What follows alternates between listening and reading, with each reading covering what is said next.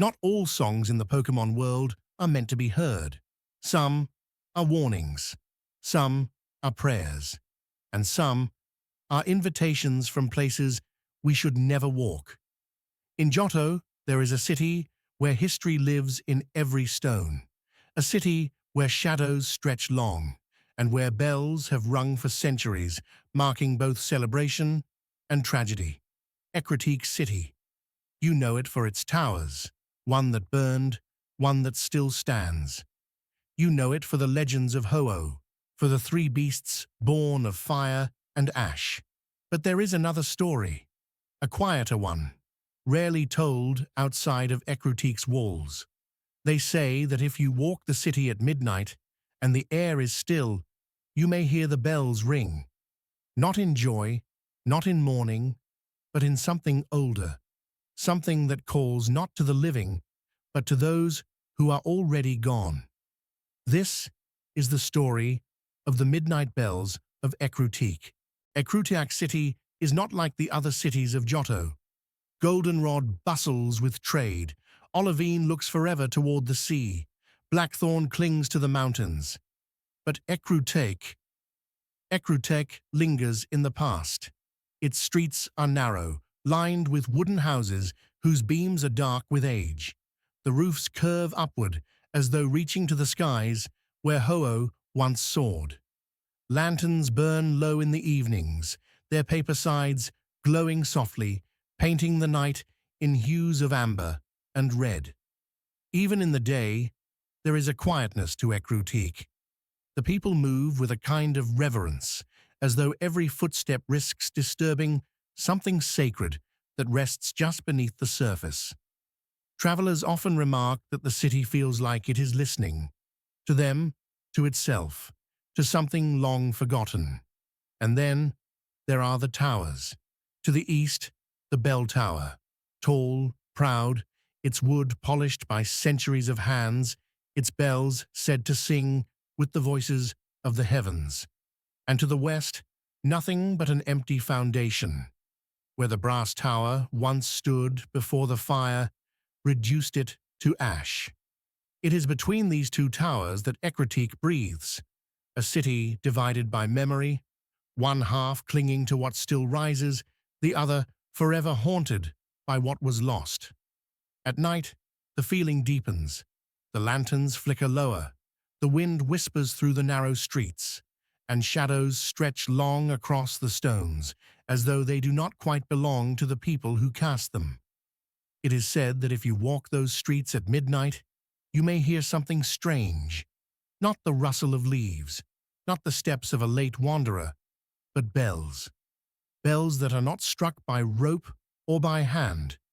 Bells that do not belong to the tower still standing, nor to the one that burned.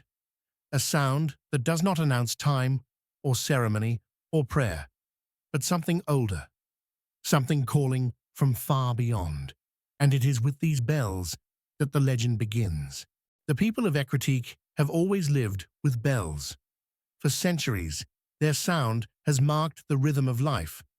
Births, festivals, ceremonies, even farewells.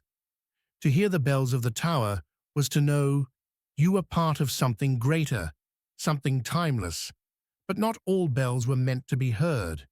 According to the oldest stories, there are bells whose voices are not bound to wood and bronze, bells that do not hang in towers and cannot be touched by human hands.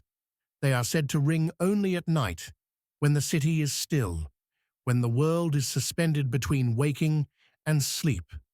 The sound is unlike any ordinary bell. It is softer, as if muffled by distance, yet so clear it seems to vibrate inside the chest of anyone who hears it. Those who have described it say it carries a strange duality, sorrow and serenity, grief and peace, woven together in a single lingering note. The origin of these bells is uncertain. Some claim they are echoes of the brass tower, its bells still ringing long after the fire consumed them, tolling eternally for what was lost. Others believe they belong to the dead, each note a soul calling out. a reminder that the boundary between Ecruteak's past and present has never truly been closed. And there are those who whisper that the sound comes from Ho-Oh itself, its wings still circling invisibly above, mourning what it could not save. What makes the tale more unsettling is this: the bells do not call to everyone. Only certain travelers hear them. The lonely, the grieving, the lost. To those people, the sound is not merely background. It is invitation, a beckoning, urging them to follow. And so, through the generations, stories spread of wanderers who vanished into the night after hearing the bells. Some returned with strange tales. Others were never seen again. One such tale has survived more vividly than the rest. The story of a pilgrim who came to Ecruteak in search of peace, and found instead the sound of bells no living ear was meant to hear. The pilgrim was not a trainer seeking badges, nor a historian chasing records. They were simply a wanderer, weary from travel, carrying little more than a pack and a notebook. They came to Ecruteak in search of peace. For reasons their writings never fully revealed, they had been carrying grief like a stone. Some say they had lost a dear friend. Others suggest it was a Pokémon that had once traveled at their side. Whatever the truth, their steps were heavy when they reached the city gates. Ecruteak welcomed them with the same quiet reverence it offers all strangers. The pilgrims stayed in a modest inn near the base of the bell tower. They walked the city's narrow lanes during the day, listening to storytellers, sketching the curves of the rooftops, watching as the smoke of incense curled in the air. And at night, they wandered. The streets of Ecruteak were strangely comforting in their silence. The pilgrim found solace in the lantern glow, in the soft creak of the wood beneath their feet, in the endless patience of the towers that framed the horizon. It was on the third night that they first heard it, a bell.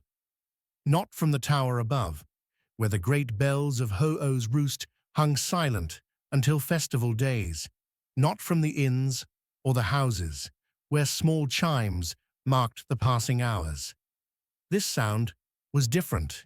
It came from nowhere and everywhere at once, distant, yet close enough to stir the chest, to vibrate the bones of the ear.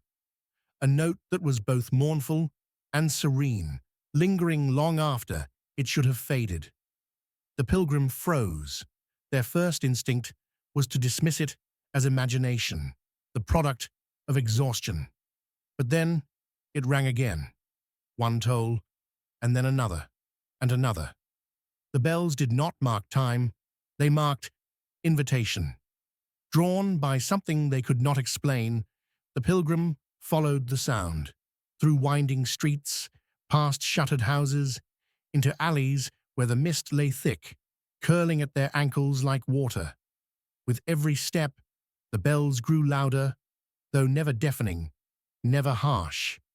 Each note seemed to pull them deeper, steady as a heartbeat, patient as breath.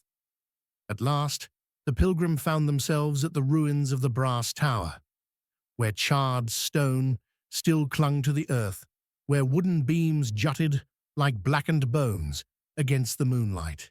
Few dared approach this place at night, but the pilgrim felt no fear, only the overwhelming sense that something was waiting. And then, in the silence between tolls, they saw them. Figures, moving slowly in the mist. At first, they seemed like shadows, half-shaped, fading at the edges. But as the pilgrim watched, they took clearer form. Robed men and women, their faces pale but serene, each carrying a small bell in their hands. They walked in a circle around the ruins, their motions steady, their expressions neither joyful nor mournful. And with each movement, the sound of bells rose, not from their hands, not from the ground, but from the very air itself. The pilgrim tried to speak, to ask who they were, but no voice left their throat. One of the figures turned toward them, eyes calm, a faint smile, and in that moment the pilgrim felt their grief lift, as though the sound of the bells had reached inside and eased the stone they had been carrying all this time.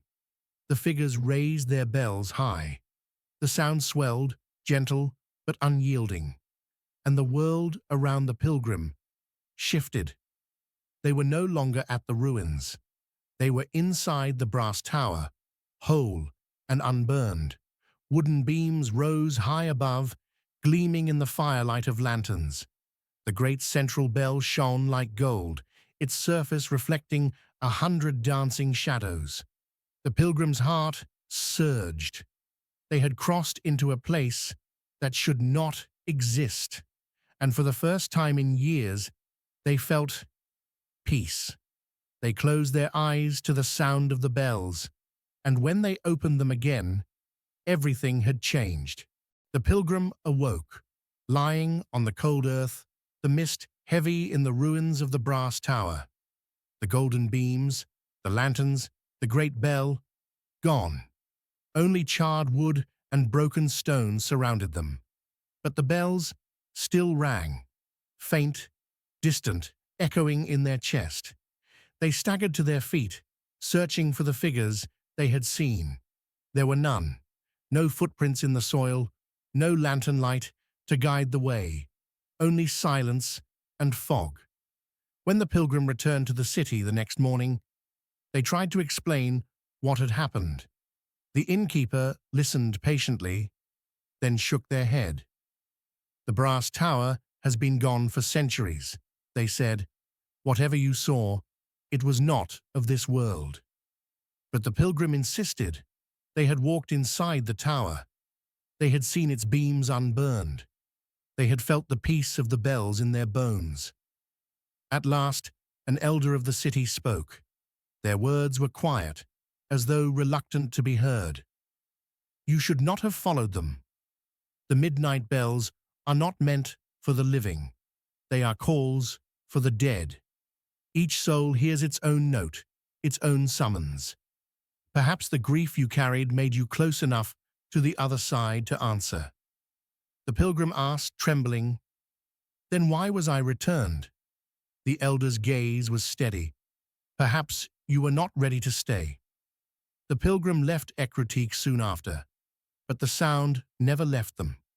For the rest of their life, they swore that at night, in the silence before sleep, they could still hear the faint toll of the bells, growing louder with each passing year. And the strangest part of all, when the pilgrim died, their family found a small bell in their hand, not carved by human tools, not forged by fire, but something older, something that hummed faintly even in silence. Some say it was buried with them. Others whisper it was hidden away, kept safe by those who know the bells are still ringing. And sometimes, late at night, if you walk the empty streets of Ecruteak, you might hear them too.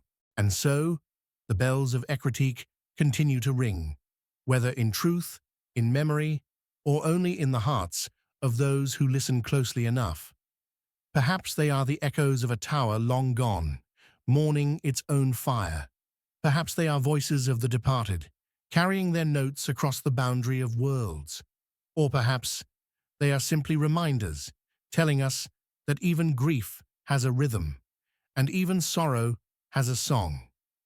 The pilgrim's tale endures not because it was proven, but because it was told. And each time it is told, the bells ring again.